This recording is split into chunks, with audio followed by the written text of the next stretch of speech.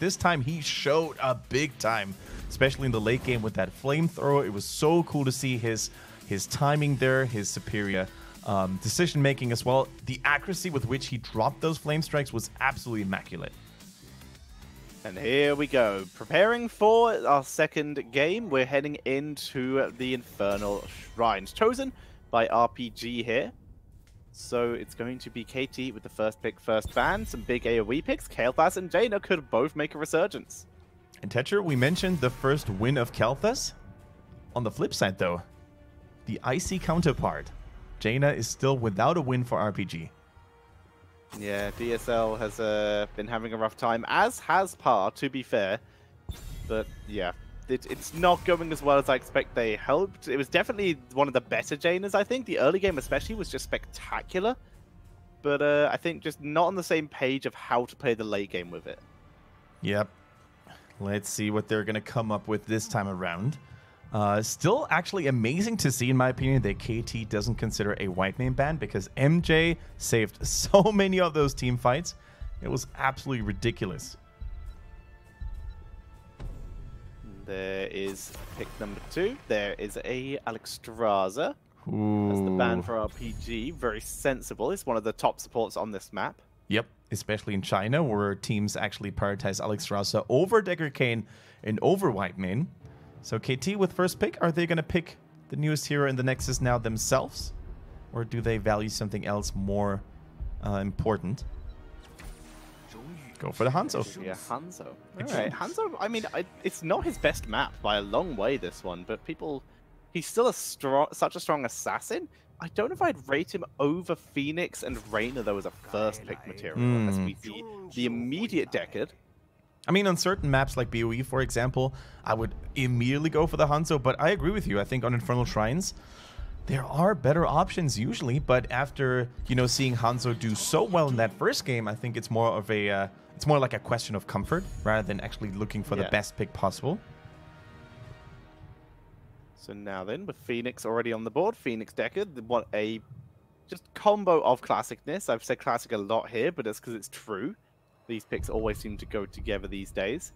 So now with Hanzo, they get first pick on tank if they want it. So Muradin, Garrosh, Johanna, there is the Garrosh, and they're bringing out the Malthael. Garrosh deployed, Malthael in the mix. So now we're having this tricky situation, Tetra, right? In which we're not sure, is that going to be a soul lane Malthael? Or is it going to be one of those Chinese rotation Malthaels that we saw A-Team bust out earlier? I'm leaning towards a dedicated soul laner here. Let's find out. As RPG, they could probably ban a support here, so I would guess, yeah, white main. It was going to be white main or Malfurion. White main made more sense here because it's a more aggressive composition. Could have also been like Karazim or something like that. And Sergeant Hammer banned out. That makes a lot of sense. Being able to disengage from Garrosh is always welcome. Yeah. I'm pretty sure they would have picked it otherwise. It's such a good map for him. The Decker Kane is basically the ideal match to put next to the Sergeant Hammer because of that consistent support. Now they need a main tank. They can of course wait a little bit longer with that choice because we already see a main tank on their opponent's side. Or they can pick it now to hide their last pick, which would then be a final assassin. And they decide to go for exactly that route and pick Muradin immediately next to the Blaze. So the bunker was basically a saving grace there last time for KT, protected so many people at the same time. This time this weapon falls into the hands of RPG. Muradin, such a good choice as well, great control. And it is going to be a second Malthael here, being the melee assassin for the team with Yorel coming in and a Stukov as their support. Not the most of burst damage available for KT, but very hard to kill. Is basically, that's what they are. We have self-sustain on almost all the frontliners they have. Actually, we do have self-sustain on all the frontliners they have. And we've got Stukov as well with that AoE. Hey! And there goes a DSL classic. Zhen Zhao's DSL's Vala is back in town, baby. I have no idea if this is a good idea. I'm looking at this composition, I'm saying no, because there's a decent amount of burst damage. I mean, I'm looking at Vala in general and say no. But the kiting that we could see here, I think we are just, we might be underestimating just the pure micro potential that we could be seeing here. I don't know, this could be pretty interesting. I think if there's anyone who can pull off the return of the Vala, it might be DSL in China. We'll have to see, though. I agree. There is no player more suited to carry on or carry off the Vala comeback than DSL. He used to be the best Vala in China, hands down. Maybe in one of the best Vala players in Asia. But is it time? Is the time right? Is that the meta that Vala really fits in? Without a double support, going for a more classic approach with just one support, and that's basically it. Against a very melee-heavy team as well. Which build would you even go for here? Probably W build, right? Multi-shot for try and clear and hitting as many melees as possible. W build? Should be W build. I mean, if you really wanted to kite Garrosh, then auto attacks are not awful. I mean, it's just way worse than the other builds in general, but against a Yarel, I can kind of see the value of being able to stutter step and kite her effectively, but multi-shot's going to be so much better on the objective. Don't tell Chris, anyone. Don't clip this and send over to Chris. We didn't just suggest auto attack Vala build. We just said it could be an option, all right? Don't keep it calm. And totally not running the auto attack build. It is DSL, C, Par, MJ, and Freeshow. All right, and we see their opponents TWT, Kiaru, Lotus, Timeless, and Bad for KT. They're trying to extend that lead and make it a 2-0. Would that actually be their first 2-0 in this ongoing phase? KT? Yes, I believe so, because they only have 2 points. Yes, it would. Wow, that would be a big success against RPG at that as well. And it would. It would be very good for them in terms of building up and preparing for trying to escape that crucible position, as they are currently tied in last place with Team Nut. Yep. As now, we are going to see a W build coming in from TWT. Fitting, considering the nickname. Yeah, wants to get going to be combining that with the long pitch later on.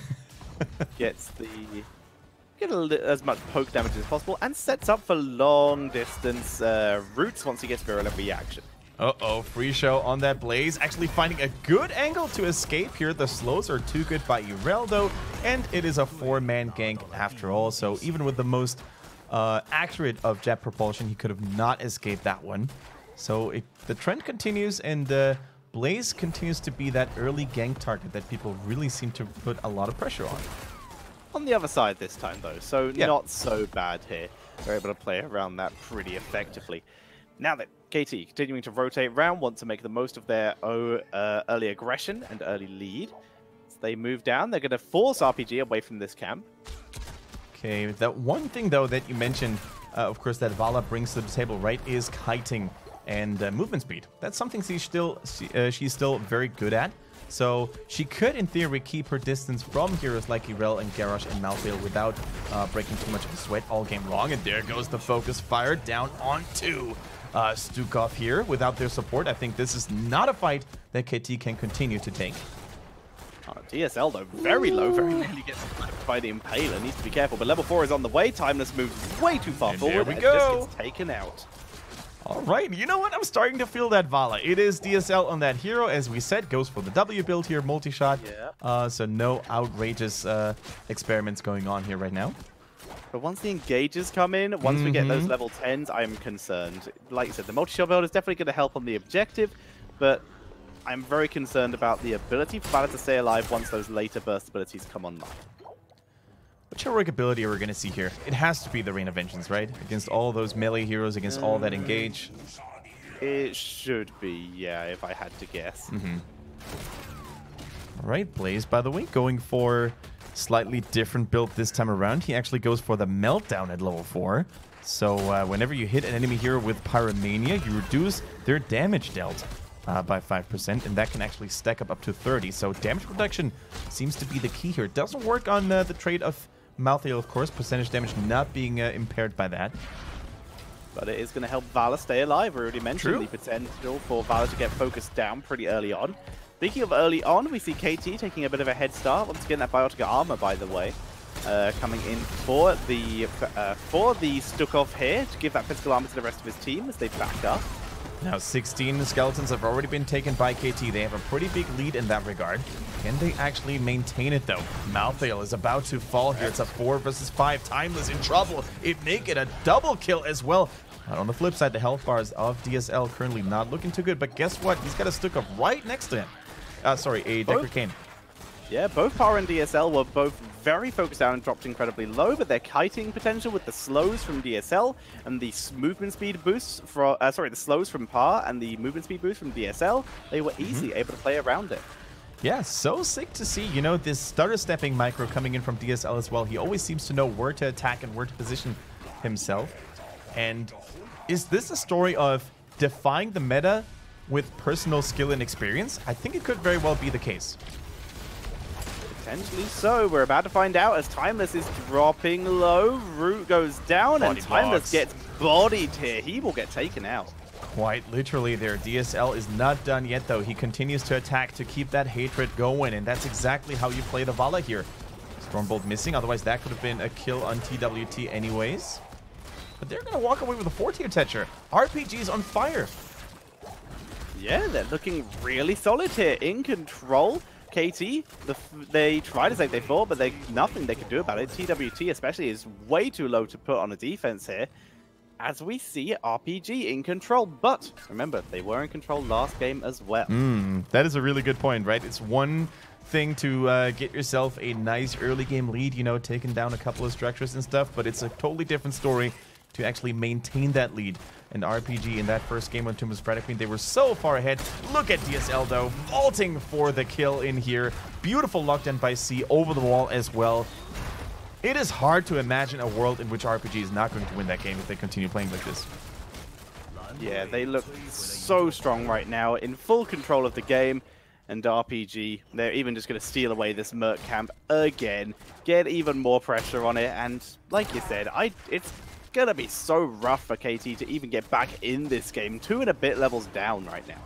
At this point, DSL must be like, really? And you didn't want to let me play Vala all this time? Just look what I'm doing. Look what we're capable of doing with that hero.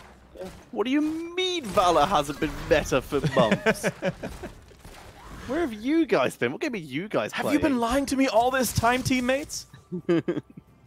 I mean, he's certainly showing it for the moment that he has the skill to be able to do so.